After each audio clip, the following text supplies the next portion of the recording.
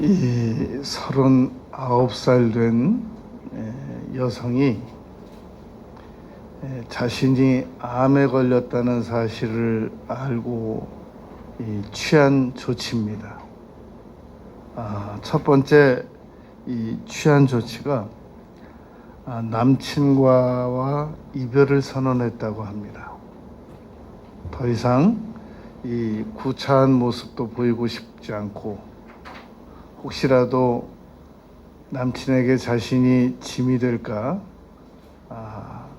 그런 것도 원치 않고 남친이 자신을 혹시라도 속으로 번거로워하지 않을까 하는 생각을 가지고 즉시 이별을 선언했다고 합니다. 그리고 할 수 있는 대로 아무도 안 만나고, 그리고 역시 또 아무 생각도 안 하고, 그렇게 이 암 진단을 받은 후에 살아가고 있었습니다. 그러다가 자신의 그 자동차 뒤 바퀴 밑에서 아주 오돌오돌 떨고 있는 새끼 고양이 한 마리를 발견합니다. 그래서 아무도 안 만나고 아무 생각도 안 하고 혼자 살아가던 차였기 때문에 그 고양이 한 마리에게 이 애정이 가더랍니다. 그래서 이 고양이를 이제 집으로 데리고 들어와서 그 양육을 시작했는데 이 새끼 고양이가 병색이 완연해지더래요. 그래서 이 동물병원에 데리고 가서 그 수의사님에게 진단을 받게 해봤더니 이 새끼 고양이가 백혈병에 걸렸더라는 겁니다.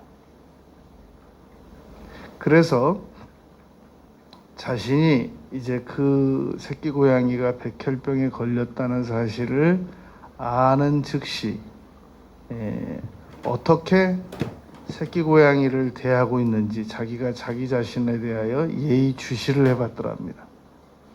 그랬더니 첫 번째가 취한 행동이 새끼 고양이에 대하여 이 애정을 단념하더라는 겁니다.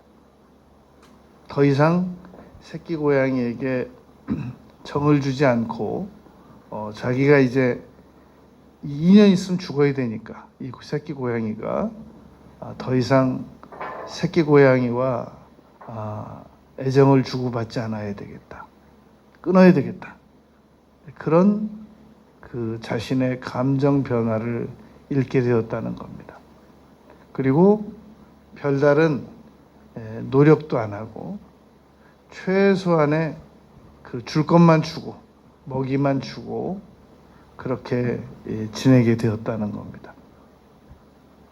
그러다가 가만히 생각을 해보았답니다. 내가 왜 이렇게 살아야 되는가? 왜 이렇게 그 수의사 선생님이 고양이가 더 이상 1년 아니면 2년밖에 살 수 없다는 그 선언 한마디에 고양이와 애정도 단절하고, 그리고 내가 암에 걸렸다는 사실 자체에 대하여 그 알게 되는 순간 관계도 다 끊고 무기력해지고 아무 일도 안 하려고 그러고 아무 생각도 안 하려고 하는 이 나의 이 태도가 무엇인가 생각해 보았더니 그것이 그렇게 옳아 보이지 않더라는 겁니다. 그래서 이 여성이 행동하기 시작합니다. 고양이의 치료를 위해서 노력하고 자신의 암 치유를 위해서 노력하고 결과 고양이와 지금 7년째 살고 있다는 겁니다. 그리고 자신의 암도 의사 선생님은 재발을 염려하는지 모르지만 자기는 깨끗이 나았다고 확신하고 있다는 겁니다. 이렇게 사람은 희망을 가지면 행동을 시작합니다. 그러나 전문가의 말 몇 마디 듣고 환경적인 주변 상황 몇 가지 정보 접하고 희망이 안 보인다고 생각하면 바로 행동 그냥 접어두는 그런 사람들이 세상에는 99.9%입니다. 이 해리 트루먼은 미국의 33대 대통령입니다. 32대 대통령이 루즈벨트고 그 34대 대통령이 아이젠하워니까 33대 해리 트루먼 대통령은 루즈벨트 대통령 수하에서 부통령 하다가 1953년도부터 이 대통령을 시작했으니까 우리나라가 그 6.25 시절 아주 어렵던 시절에 미국에서 이 대통령을 하던 분입니다. 그런데 이분에게 하루는 한 기자가 물어봤습니다. 대통령께서는 어떻게 그렇게 남다른 삶을 살아가시게 되셨고 살아오시게 되셨습니까? 라고 물었더니 이렇게 대답을 했다고 합니다. 저는 좋은 조상들을 만났습니다. 우리 좋은 조상들께서는 항상 높은 이 목표를 이루도록 그렇게 권하는 분위기였기 때문에 도저히 이 높은 목표를 추구하지 않고는 우리 가문에서 살아갈 수가 없었습니다. 그 덕에 제가 오늘 이 자리까지 오게 되었던 것입니다. 라고 대답을 하더라는 겁니다. 여러분, 희망은 세 가지의 감정으로 이루어져 있습니다. 원하는 것들이 있어야 됩니다. 그리고 가능하다고 믿어야 됩니다. 그것이 지금 당장 내가 이룰 수는 없지만 원하는 것들이 분명히 있어야 하고 그것이 내가 실현 가능하다라고 믿고 그리고 그것을 얻기 위해서 행동하면서 움직이는 것, 이것을 희망이 있는 사람이 취하는 행동이라고 합니다. 희망은 철학이나 사상이 아닌 겁니다. 긍정적인 사고 정도를 희망이라고 하는 게 아니란 말입니다. 희망은 사람을 행동하지 아니하고는 견딜 수 없는 강력한 에너지를 희망이라고 말합니다. 그러니까 내가 지금 뭐 이런 환경 때문에 저런 환경 때문에 무기력하게 있으면서 행동을 적극적으로 해내지 못한다면 그건 나에게 환경이 열악한 게 아니라 희망이 약한 겁니다. 나에게 희망을 더 강력하게 이 감정을 에너지를 만들어 가지고 결국은 행동하기까지 나 자신을 그리로 몰아넣어야 됩니다. 오늘 우리는 희망에 대해서 5가지를 생각할 겁니다. 첫 번째, 우리 그리스도인들은 죄를 이미 지은 죄를 용서받을 수 있다는 희망을 가져야 됩니다. 죄는 이미 지어버린, 앞으로 지을 죄가 아니고 이미 죄는 지었습니다. 이미 나의 손을 떠났단 말입니다. 어쩔 수 없습니다. 이제 우리는 지은 죄에 대한 결과를 받아들일 수밖에 없습니다. 그러므로 사람이 죄책감에 사로잡히고 죄를 용서받을 수 있다는 사실을 믿지 못하게 되면 죄인의 예감은 언제나 어둡습니다. 그래서 무기력해져 있고 이제 나의 남은 생에는 내가 이미 이전에 지은 죄의 값을 치르기 위한 세월일 뿐이지 나에게 좋은 일들은 다가올 수 없다라고 생각을 하게 된단 말입니다.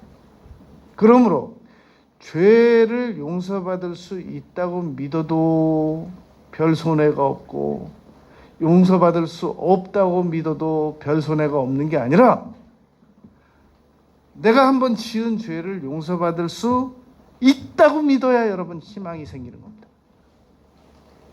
나는 한 번 지은 죄는 용서받을 수 없어. 그러므로 나는 죄값을 치러야 돼. 이렇게 살다 이렇게 죽어야 돼. 여러분 그 사람에게 무슨 희망이 있겠습니까? 그 사람에게는 어떤 희망도 가질 수가 없는 겁니다. 어느 인간이 이 세상에서 죄 안 짓고 살아가는 인간이 있습니까?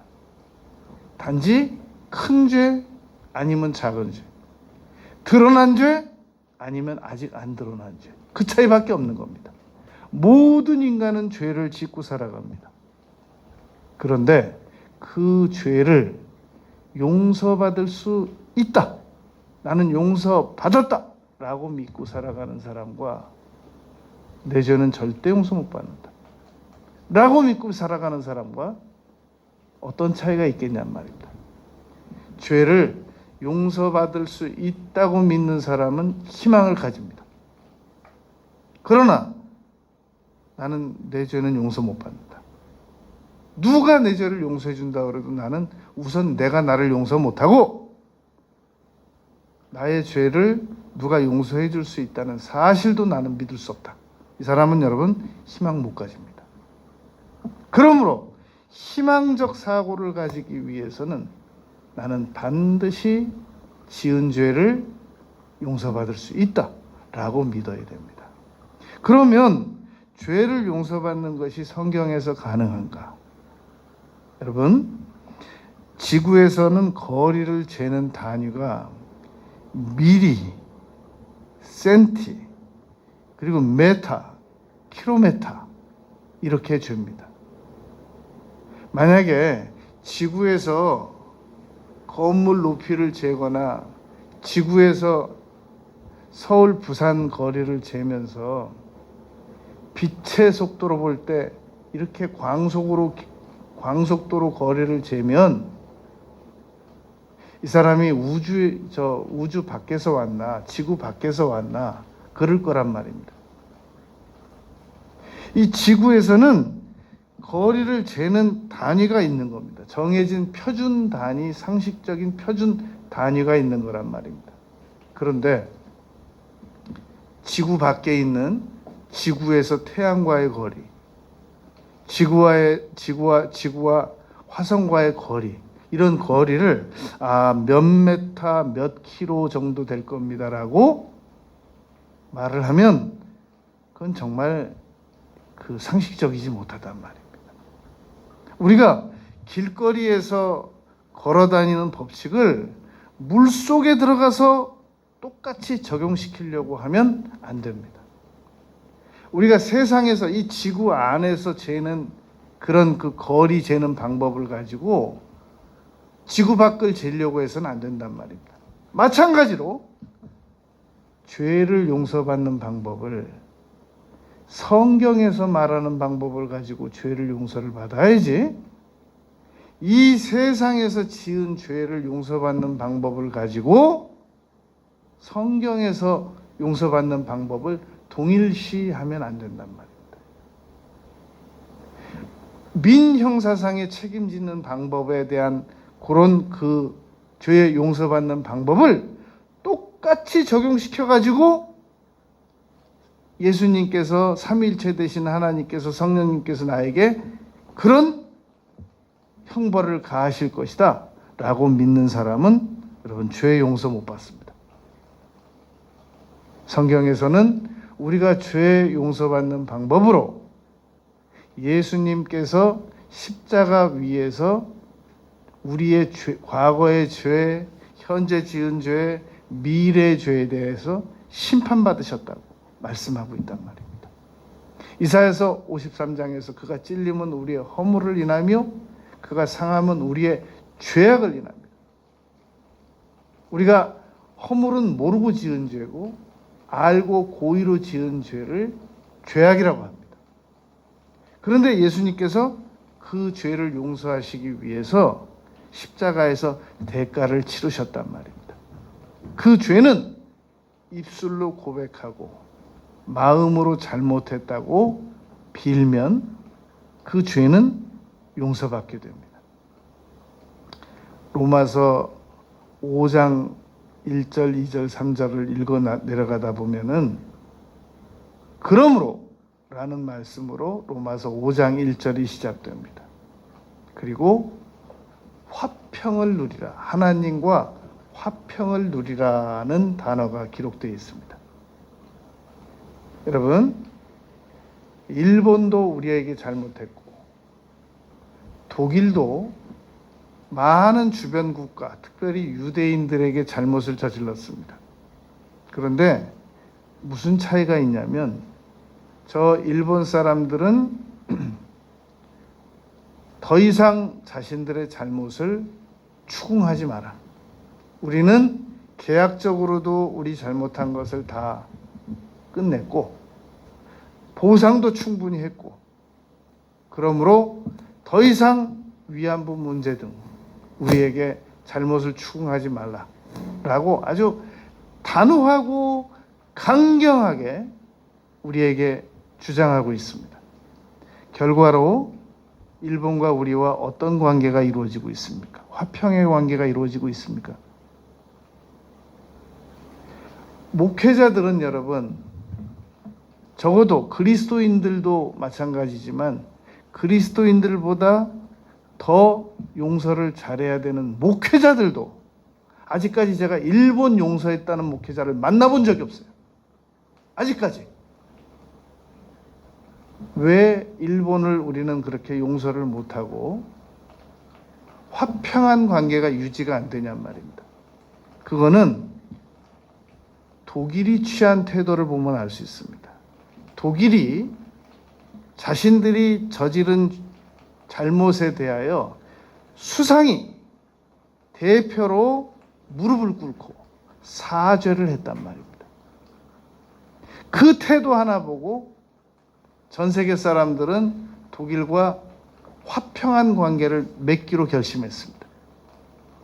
우리가 예수님께서 나의 죄를 용서하시기 위하여 십자가에 피 흘려 죽으셨다는 사실 자체 때문에 우리는 하나님과 화평한 관계를 유지하자고 바울 사도가 우리에게 권면했단 말입니다. 그러면 우리는 이제 예수님이 피 흘리셨고 화평한 관계를 맺자고 사도가 말했으니까 그냥 뻔뻔스럽게 하나님과 화평한 관계를 유지하고 우리는 화평한 관계 아닙니까? 그런 태도만 취하면 되겠냐는 겁니다. 여러분, 밀양이라는 영화 아시죠? 그 아이를 유괴해서 이 아이가 죽습니다.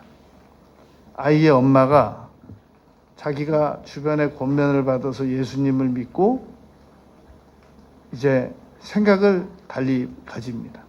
그래서 자기 아이를 죽인 그 유괴살인한 사람을 여러 수많은 날들 고민하다가 이제 감옥으로 면회를 갑니다. 그랬더니 면회를 나온 이 유괴살인범 하는 말이 자기는 주님을 믿었고 그 안에서 아주 마음이 편안하다라고 아이 엄마에게 말한단 말입니다. 그랬더니 아이 엄마가 거기서 돌아 나오죠. 그러면서 절규하듯이 말한단 말입니다. 내가 용서 안 했는데 저 사람은 도대체 누구한테 용서받았냐? 내 자식을 유괴해서 죽인 저 사람은 아직 나도 용서 안 했는데 도대체 누구한테 용서받아가지고 저렇게 뻔뻔스러운 태도를 취할 수 있냐라는 겁니다. 여러분, 그것은 아이 엄마와 그 자녀를 죽인 그 살인범과 화평한 관계가 이루어질 수 없습니다. 적어도 그 유괴살인범이 아이 엄마와 화평한 관계가 이루어지려면 면회 왔을 때 자기가 그 안에서 주님을 믿었었더라도 하나님께는 자기가 용서를 받았었더라도 무릎 꿇고 빌어야죠. 거기서 나 때문에 귀한 생명이 죽었고 나 때문에 자녀를 다시 보실 수 없게 만들었고, 나 때문에 얼마나 고통스러우십니까? 그래서 지금 아이 엄마가 이 유괴살인범 용서하러 왔다니까 저 같은 것을 어떻게 용서해 주실 수 있으십니까? 라고 무릎 꿇고 빌을 때 화평한 관계가 성립이 될까 말까 하단 말입니다. 사도가 로마 교인들에게 로마서 5장 1절 이하에서 하나님과 화평을 누리자라는 말은 뭐 예수님께서 나를 위해 죽어주셨고요. 저거 다 합니다. 저 위해서 피 흘리셨고요.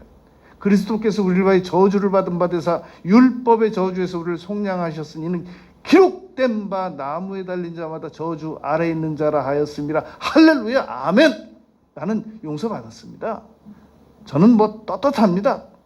그렇게 뻔뻔스럽게 화평 관계를 유지하라는 그런 뜻이 로마서 5장 1절 이하의 말이 아니란 말입니다. 항상 죄송한 마음.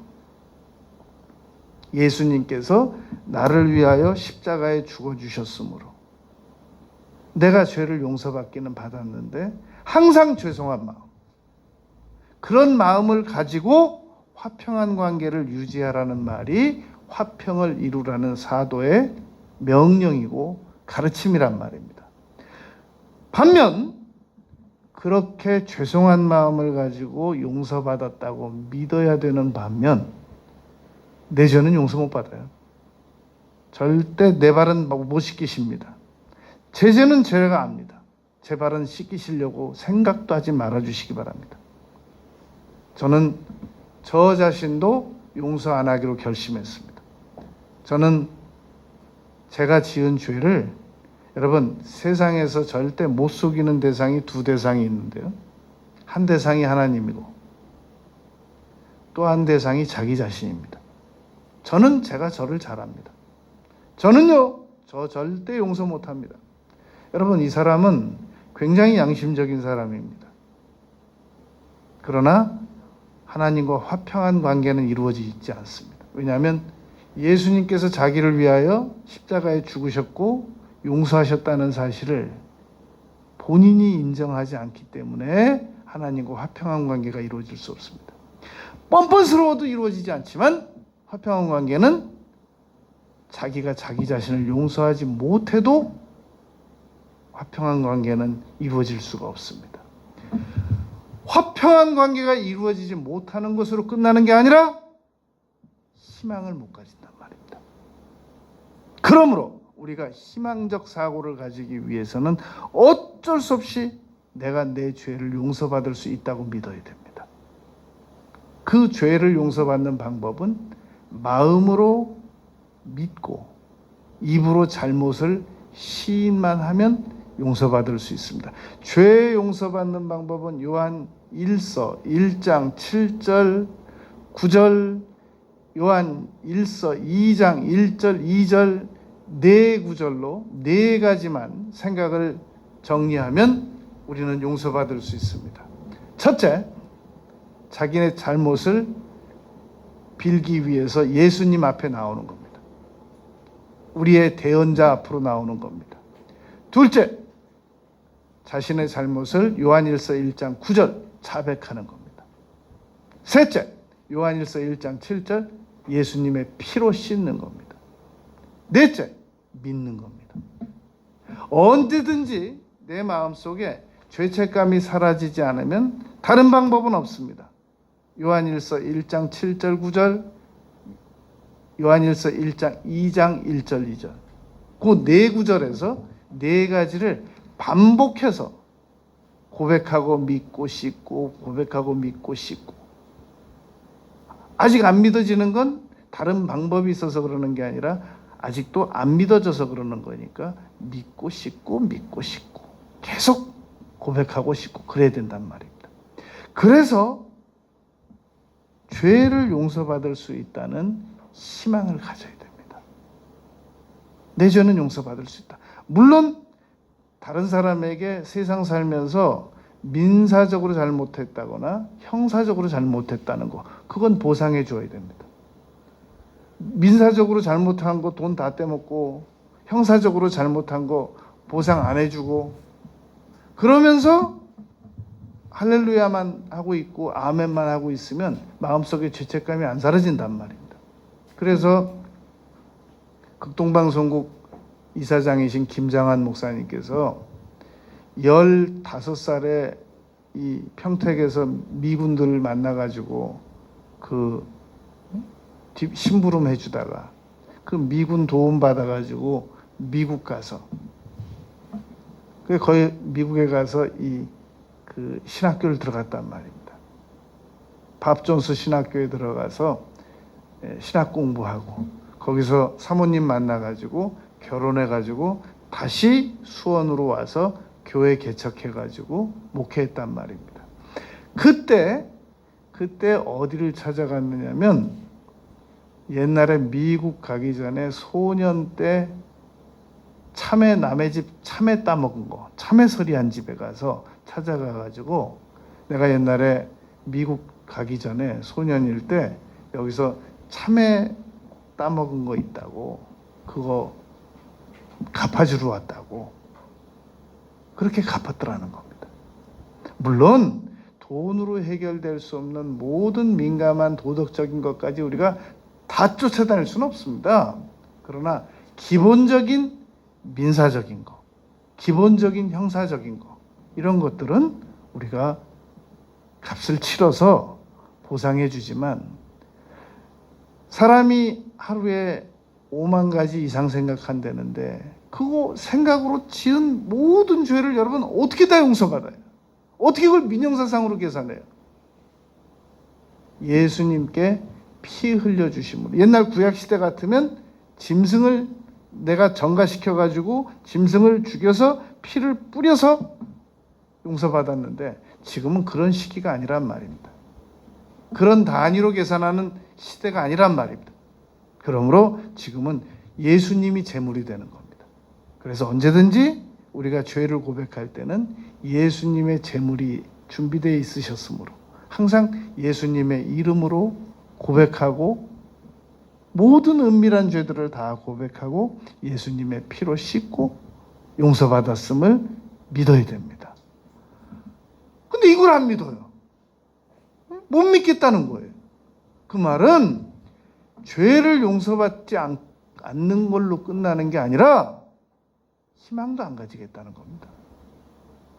죄책을 가지고 자기 자신을 용서 못하는 사람들은 더 이상 어떤 희망도 생겨지지 않습니다. 그리고 계속해서 자기 자신을 심판하려고 하고 그거 봐, 너 내가 잘 알지 네가 죄인인 주제에 무슨 뭘 어떻게 해보겠다는 거야. 여러분 고린도전서 6장 11절 말씀에 보면 이렇게 기록이 되어 있습니다. 너희 중에 이와 같은 자들이 있더니 주 예수 그리스도의 이름과 우리 하나님의 성령 안에서 씻음과 거룩함과 의롭다 하심을 받았느니라. 예수 그리스도의 이름과 성령 안에서 예수 그리스도께서 흘리신 피로 말미암아 우리가 지은 죄를 용서받을 수 있다는 겁니다. 그런즉 누구든지 그리스도 예수 안에 있으면 새로운 피조물이라. 이전 것은 지나갔으니 보라 새 것이 되었도다. 바울 사도께서 나는 날마다 죽는다고 그랬잖아요. 날마다 사람이 하루에 지은 죄를 또 용서받고 또 용서받고 그리고 새로운 희망을 가지고 살아가야 하는 겁니다. 두 번째, 우리가 가진 희망은 여러분 우리에게는 병든 몸을 치료받을 수 있는 희망이 있습니다. 여러분 사람 몸은 이 세상에 완제품으로 태어나지 않습니다. 그래서 태어날 때부터 아기들에게 여러분 우리 아빠들은 제대로 뭘 마치고 뭐 그런지도 잘 모르고 그냥 애들이 커나가는 걸 보는데요. 엄마들은 일일이 애들 예방접종 다 시킨단 말입니다. 그리고 무슨 뭐 황달이 있어서 병원 뛰어다니고 그런단 말이죠. 완제품이 아니에요. 그리고 계속해서 뭐 요즘 건강하고 뭐 아직 젊은데 여러분 소아병동 가보세요. 얼마나 많은 아이들이 아파하는지. 그리고 뭐 20대, 30대 젊다고 그러지만 계속 몸이 조금씩 고장나기 시작합니다. 여기도 고장나고 저기도 고장나고, 기계도 오래 쓰면, 수십 년 쓰면 자꾸 어딘가 이 고장이 나기 시작하잖아요. 마모도 되고 뭐 바킹도 닳고, 자꾸 교체를 해줘야 되는 것처럼 사람도 자꾸 나이가 먹으면 뭐 머리도 아팠다가 목도 아팠다가 허리도 아팠다가 무릎도 아팠다가 계속 몸이 쇠하여져 간단 말입니다. 그런데 그때마다 여러분, 병원만 다 의존해서 치료받거나 그때마다 약만 의존해서 치료받으려고 하면 한계가 있습니다. 안 낫거나 덜 낫습니다.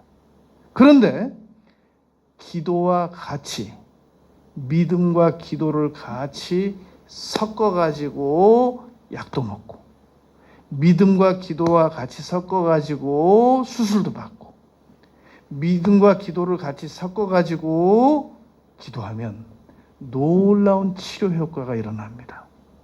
그런데 너무나도 많은 사람들이 자기 몸이 예수 이름으로 손을 얹고 기도하면, 마가복음 16장 15절, 16절, 17절, 믿는 자들에게는 이런 표적이 따른다라는 마가복음 16장 17절 이하의 말씀을 좀처럼 안 믿으려고 합니다.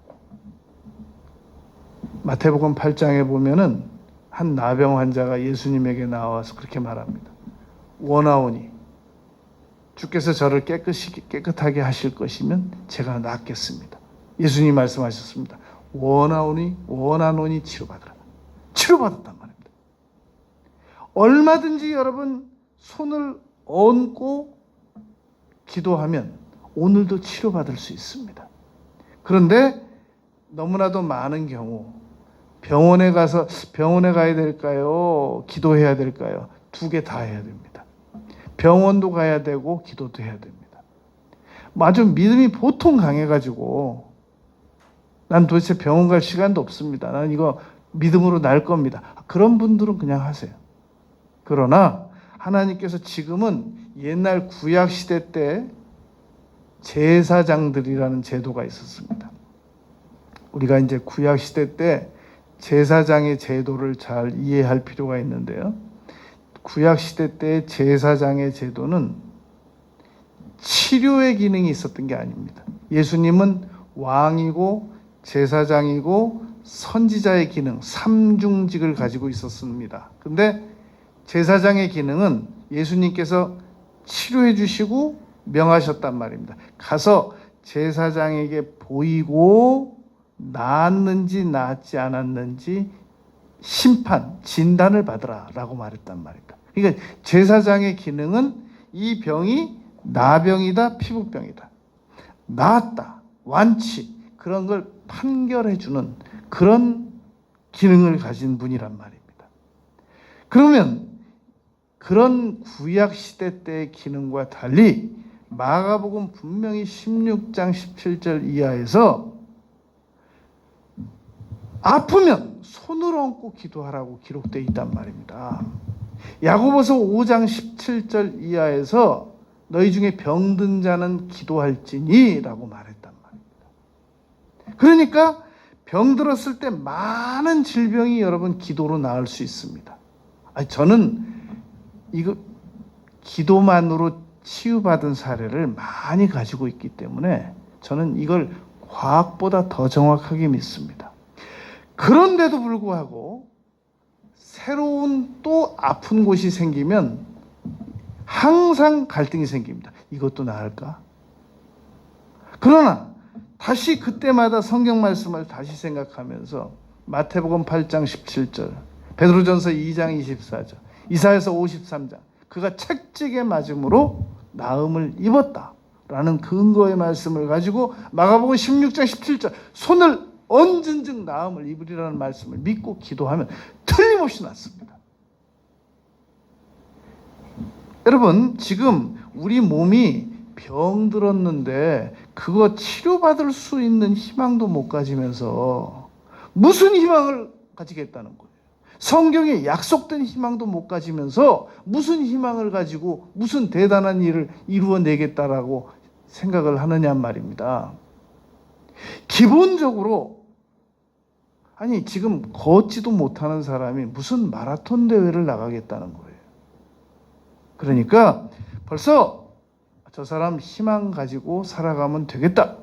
그럴 사람은 자기의 죄 용서받는 방법도 믿고 그리고 자기가 아픈 것도 얼마든지 치료받을 수 있다는 사실을 믿어야 된단 말입니다. 세 번째, 우리가 가져야 되는 희망은 나는 하나님께로부터 물질 축복을 받을 수 있다 라고 믿을 수 있는 사람이 희망도 가질 수 있는 겁니다. 아니 무슨 하나님이 내게 물질을 주세요. 내가 열심히 일해서 벌어야 물질이 생기지요. 맞는 말입니다. 내가 학교 다녀야 졸업장 나오는 거고 내가 운동해야 근력 강화되는 거고 내가 자동차 타야 탄 만큼 거리 가는 거 맞습니다.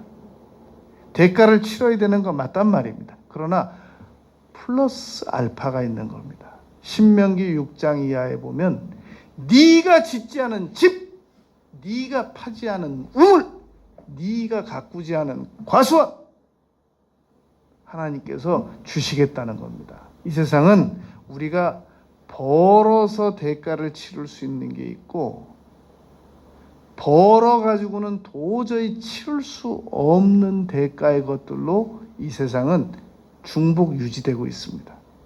우리는 한전의 전기세는 낼 수 있어도 태양빛을 낼 수는 없단 말입니다. 우리는 산소 공급되는 휴게실에 가서 휴게텔에 가서 돈을 주고 1시간 잠을 자고는 나올 수 있지만 길거리에 돌아다니는 공기를 우리가 돈을 낼 수는 없단 말입니다. 우리 옛날에 물값 안 내고 사는 시절이 있었습니다. 지금은 뭐 물값이 잘못하면 뭐 휘발유 값만큼 비쌀 것 같아요. 다 돈 주고 사 먹어야 돼요. 그러나 아직도 하나님의 사랑 이런 건 돈 안 냅니다. 우리가 여러분 부모님의 사랑 돈 냅니까? 세상은 돈을 내고 얻을 수 있는 게 있고 물질의 대가를 안 내고 얻을 수 있는 게 있단 말입니다. 하나님께서 환경도 만들어 주시고 사람도 만나게 해주시고 위험으로부터 피하게도 해주시고 여러분 유튜브에서 그런 거 본 적 없습니까? 지나가고 난 다음에 1초 뒤에 버스가 그 사람 뒤로 지나가는 거 움직이고 난 다음에 건물 무너지는 거 차 지나가고 난 다음에 다리 끊어지는 거 그런 거 본 적 없습니까?